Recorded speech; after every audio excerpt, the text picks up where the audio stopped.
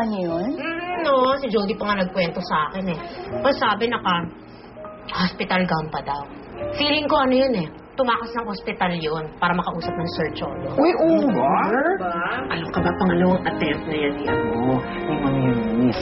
In fact, kaya naman nasa ospital yan. Kasi nagre-recuperate pa yan sa suicide niya. Naku naman, hindi ko maintindihan yung babaeng yan eh. Tingnan mo nagpapapansin siya nung una, hindi mo effect. Oh, she did it the second time around. Papansin talaga. Sobra ka naman, nakakaawa na kayo, baba. My God, ba't naman ako maaawa dun, no? Hello? Ako ba nagsabi sa kanya mag-suicide siya? Hindi, di ba? Itaka-taka niya, flip siya. Ano ka kaloka? I mean, kung sa akin nangyari yun...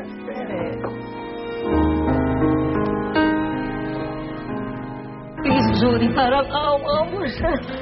Hindi mo kailangan lumuhod. Hirap na si Eunice. Jody, hirap na siya. Hirap na ang anak ko. Gusto ko talaga tumulong.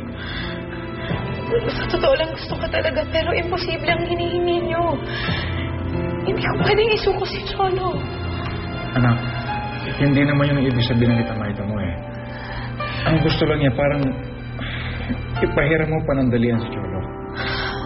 Jody, may plano akong dalhin si Eunice sa ibang bansa. Magpapakalayo-layo na kami. Pero sana habang nandito pa si Eunice, nakikiusap sana ako na kung pwede bumalik muna sa kanya si Cholo. Ano? My God, ibang ba sila? Nako, Jody, wala kang obligasyon dyan sa Eunice na yan, ha? Huwag kang papayag. Tama ba naman na hingin nila si Sir Cholo sa'yo? Yung parang aso? Hindi naman sa ganon. Gusto lang nila bumalik si Cholo sa buhay ni Eunice. Be her friend. Kasi sa ngayon, hindi si Eunice kumakain, ayaw niyang inumin yung gamot niya, ayaw niyang kausapin yung doktor. Parang ayaw niya na mabuhay. Stan! Nabasa mo na ba itong dyaryo? Nagpakamatay daw yung kapatid mo kakapon. Tawagan mo yung nanay mo. Tawagan mo. Tanong mo kung saan nilalang hospital si Luis. Bakit pa? Bakit pa?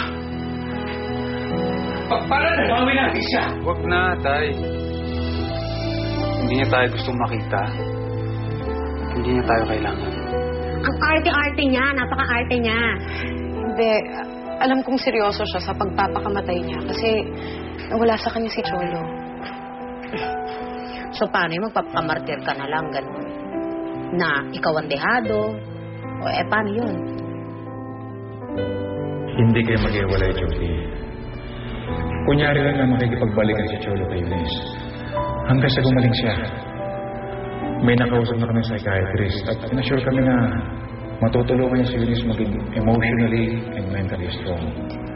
Anak, alam kong napakahirap itong gawin. Pero wala na ibang parang ako naisip. Kung meron lang hindi na ako makikagusap sa'yo. Awang-awa ka lang kay Eunice dahil masyado siya nabigyan sa pagkawala ni Cholo sa buhay niya. Sayang pa rin naman si Cholo. Konting panahon lang ang hihingi ko.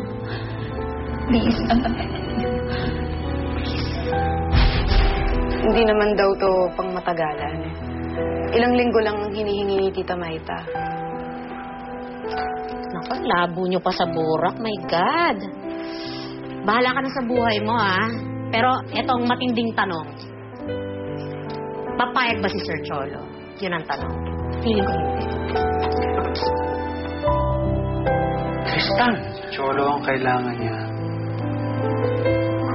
Tulad ng si Jody lang ang kailangan ko.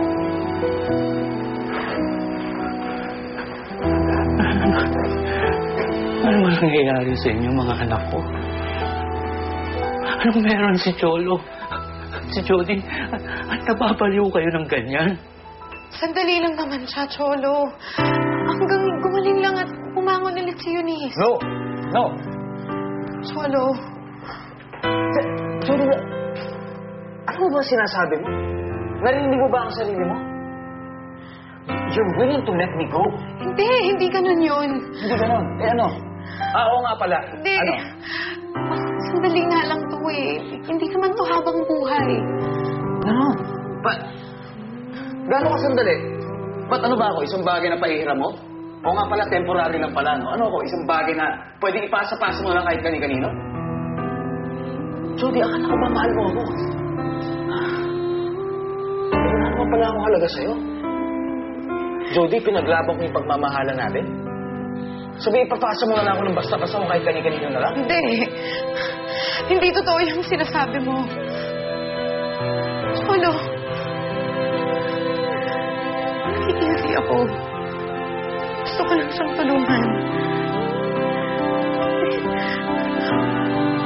Hindi mo alam kung gaano to kahirap para sa akin. Naiisip ko pa lang na mawawala ka sa akin. O naiisip ko pa lang na nalalayo ka. Tutulog na ang puso ko. Mahal na mahal kita, Cholo. Mahal na